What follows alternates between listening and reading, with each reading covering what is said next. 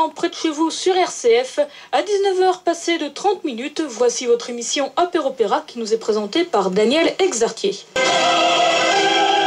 Bonjour, bonsoir, très heureux de vous retrouver pour ce nouvel Apéropéra. Vous savez que nous sommes ensemble le jeudi à 19h30 et le samedi à 11h30 pour parler de ce que vous aimez et de ce que nous aimons, c'est-à-dire le lyrique. Aujourd'hui, nous sommes complètement dans le lyrique. Nous sommes même dans le lyrique très gai, très détendu, puisqu'il s'agira d'une opérette, même pas loin de l'opéra comique d'ailleurs, on peut le dire aussi, puisque nous allons évoquer les mousquetaires au couvent avec Isabelle Drouin. Bonsoir. Bonsoir. Alors, Isabelle Drouin, vous êtes celle qui gouvernait en quelque sorte une association qui s'appelle Atelier Troupe Lyrique de Côte d'Or, qui produit les mousquetaires au couvent. Les mousquetaires au couvent, vous savez qu'il s'agit, on a dit une opérette pour faire simple, de Louis Varnet, une opérette en 3 actes, qui avait été créée en 1880 et c'était au mois de mars, tiens, justement, comme en ce moment, et ça se tenait au Bouffe parisien. Une opérette qui a eu beaucoup de succès à l'époque, non seulement d'ailleurs dans notre hexagone, mais c'est une opérette qui avait été également traduite en plusieurs langues, comme en russe, en allemand, en italien. Vous dire donc le succès de cette intrigue extraordinaire, si l'on veut bien, mais nous allons en parler ensemble. Donc le sujet, on va le dire bien sûr, ce sont des mousquetaires à l'intérieur d'un couvent, donc ça promet, et c'était sur un livret de Jules Prévert et Paul Ferrier, qui se sont inspirés d'ailleurs d'un vaudeville et qui portait le nom de L'habit ne fait pas le moine. Et voilà donc pour résumer les présentations. Donc Isabelle Drouin, les mousquetaires au couvent. Alors expliquez-nous un petit peu ce qui se passe. Alors les mousquetaires au couvent, c'est un opéra comique, mais qui a vraiment cette caractéristique propre à l'opérette de dynamique, de brillance dans l'écriture musicale, dans l'intrigue, qui n'a rien de dramatique comme on peut le trouver dans certains opéras, pour autant qui nécessite quand même des voix vraiment travaillées pour chanter de l'opéra. C'est pour ça peut-être qu'effectivement il y a ce succès aussi, c'est que il y a cet apport de voix et de présence. On a de très beaux enregistrements ou des souvenirs certains de mousquetaires au couvent avec Gabriel Baquier entre autres. On avait cette capacité vocale, ça donnait une couleur et une puissance, je pense, qui est une part du succès des mousquetaires au couvent, en plus de cette histoire qui est... Alors cette histoire, nous sommes sous le règne de Louis XIII. Voilà, en Touraine, exactement. Et évidemment une petite histoire d'amour, quoi. C'est ça. Allez.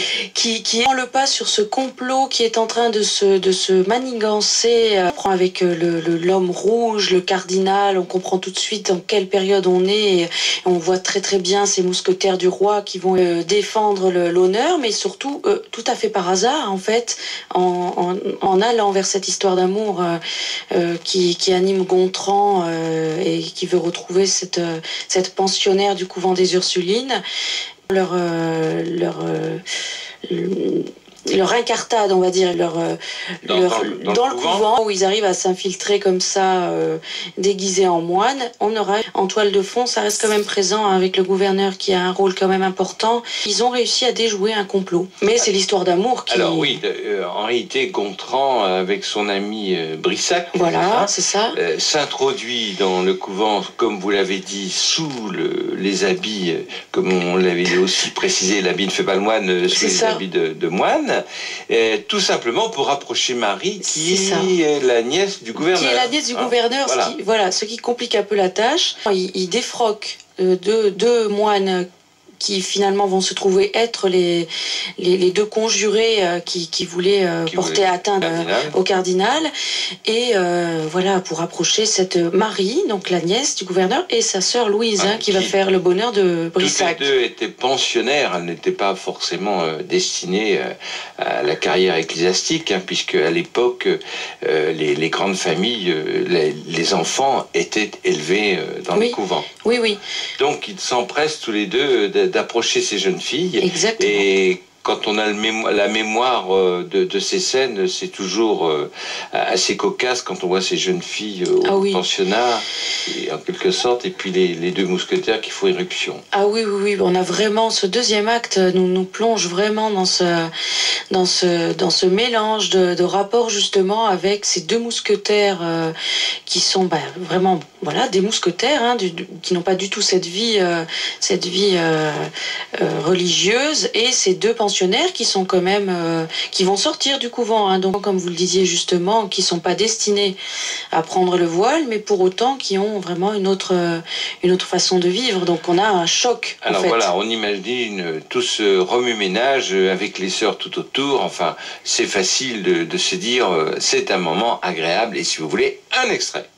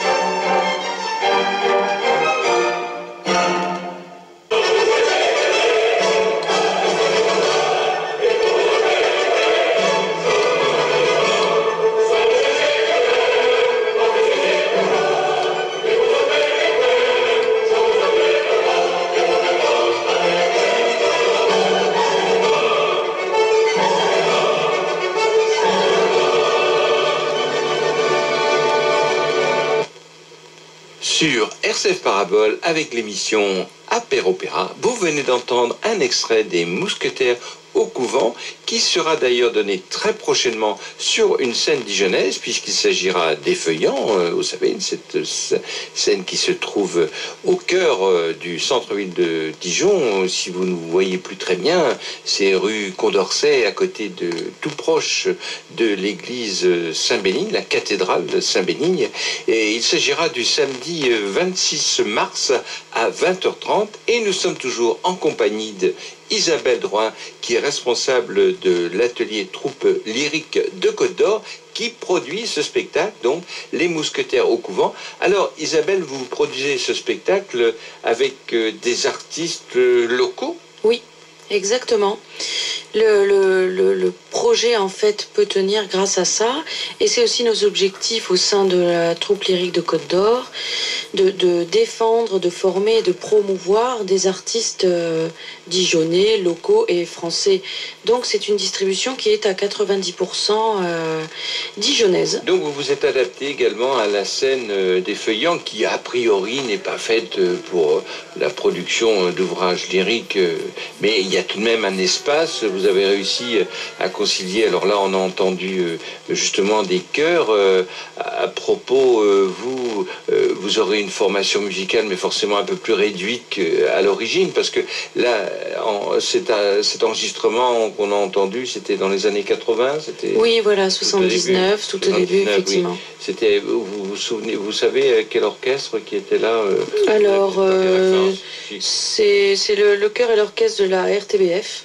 Sur une scène comme celle d'Effeuillant, vous avez adapté ça avec un nombre de musiciens. Voilà, adapté parce que l'accueil au théâtre d'Effeuillant ne permet pas de mettre un orchestre complet. Donc il y a un manque de place, tout simplement, si on veut faire la représentation en version scénique, ce que nous faisons, costumes, décors. Donc adapter l'ouvrage avec un accompagnement piano et un ensemble instrumental de quelques instrumentistes, 5-6 instrumentistes, qui reprennent effectivement des parties d'orchestre, ce qui va très très bien en fait à cet écrin qu'est le théâtre d'Effeuillant, où l'accueil n'est pas fait pour des ouvrages lyriques, mais l'acoustique est vraiment, très bonne, très bon. Vous le disiez, l'espace permet quand même de créer quelque chose de très intéressant. Donc voilà, c'était aussi un défi de faire une adaptation en fait. Et vous en êtes, bien sûr, c'est vous qui assurez la mise en scène. Voilà, j'assure la mise en scène, quelques éléments chorégraphiques et la mise en place musicale, donc de façon interne, des parties de chœur et le travail des solistes, tout le travail de costumes, de création de costumes. Faites tout par vous. Voilà.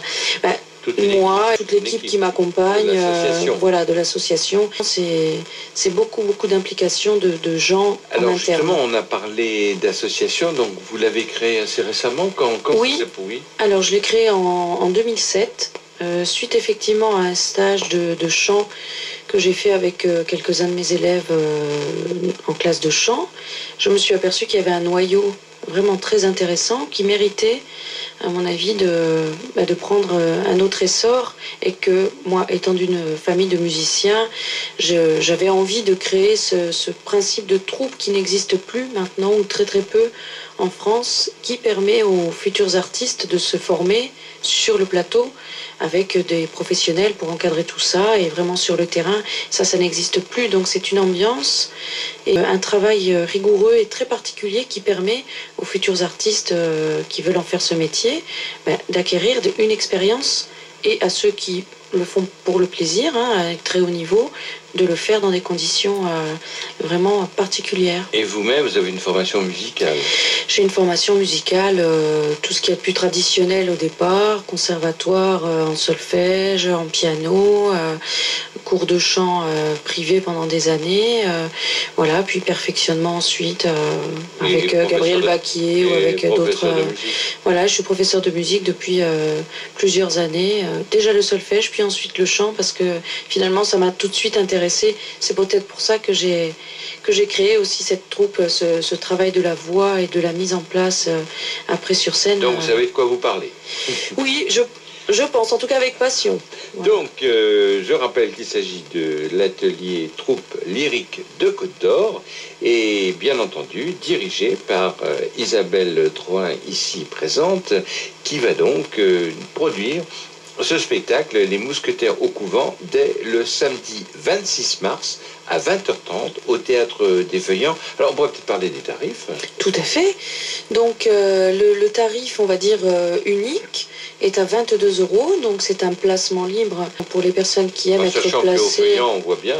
On voit bien de partout, et l'acoustique est très bonne de partout. Donc, mais les portes ouvrent à partir de 19h45. À partir de 19h45. Donc, on a un tarif à 19 € qui concerne les groupes à partir de 8 personnes à peu près, 6-8 personnes, et 11 € pour les moins de 12 ans, parce que je pense que c'est un ouvrage, et j'en suis certaine, qui est ouvert effectivement même aux enfants à partir de 8-10 ans, sans aucun problème, aucun ennui. Et donc effectivement, j'ai essayé d'ouvrir des tarifs qui permettent à des familles de venir confortablement nous voir. Et vous faites ça sans entracte? Il y a un entracte aussi, entre le premier et deuxième acte, parce que le premier acte est le plus long, vraiment, donc qui fait quasiment la moitié de l'ouvrage. Donc il y a un entracte d'un petit quart d'heure, et puis 5 minutes entre le deuxième et le troisième acte. Donc une intensité dans le déroulement de ces 3 actes. Oui, pour permettre aux gens de rester dans le bain. Voilà. Alors, on signale quand même que Les Mousquetaires au Couvent, il y a tout de même un certain temps, on ne l'a pas vu à Dijon. Donc c'est quand même une belle occasion, si vous l'avez un petit peu perdu dans votre tête, si même vous avez encore la musique, mais vous n'avez peut-être plus tellement les images. Donc c'est le moment d'aller voir Les Mousquetaires au Couvent, je répète, le samedi 26 mars à 20h30 au Théâtre des Feuillants. Alors Isabelle Drouin, vous avez donc, vous nous l'avez dit, créé cette association pour donner de l'essor au lyrique local, tout au moins régional, au moins régional, et vous avez probablement une ligne des projets. Je pense que vous ne créez pas comme ça Les Mousquetaires au Couvent, on dit tiens, on va faire ça. Vous avez donc des gens qui vous suivent. Comment ça se passe là? Qu'est-ce que vous allez faire dans le futur? Alors dans le futur, j'ai divers projets de participation pour la troupe. Donc il y a plusieurs pratiques au sein de la troupe. Les spectacles que nous produisons, donc Les Mousquetaires au Couvent, c'est un spectacle que nous produisons sans aide extérieure que ce soit des subventions ou un soutien quel qu'il soit, mis à disposition des lieux quand même par la municipalité. Mais donc c'est un spectacle qui est produit vraiment de A à Z par la troupe, la publicité y compris, et les costumes et tout. Par contre, on a aussi des partenariats donc, avec le Château de Gilles et Cîteaux depuis 4 ans maintenant, où nous faisons 4 fois dans l'année des soirées lyriques. Donc prochainement d'ailleurs, vendredi prochain, nous y sommes. Demain en fait au théâtre. Vendredi prochain. Alors pour ceux qui écoutent le jeudi, ce sera demain, et pour le samedi, c'est fini, hein. Pour vous, voilà. Ce sera pour une autre fois. Voilà, ce sera pour une autre fois. Et là vous faites un récital, comment ça se passe? Donc là non, c'est une présentation assez originale qui mêle gastronomie et art lyrique. Il y a toute une soirée en fait, pas sous une forme de récital, mais c'est un concept à venir découvrir, je pense, qui est assez original et qui permet de s'y retrouver pour les amateurs de lyrique, où là on présente opéra comique, opérette, tout au long de la soirée. Sinon, une participation aux estivades donc dès cet été, 23 et 24 juin.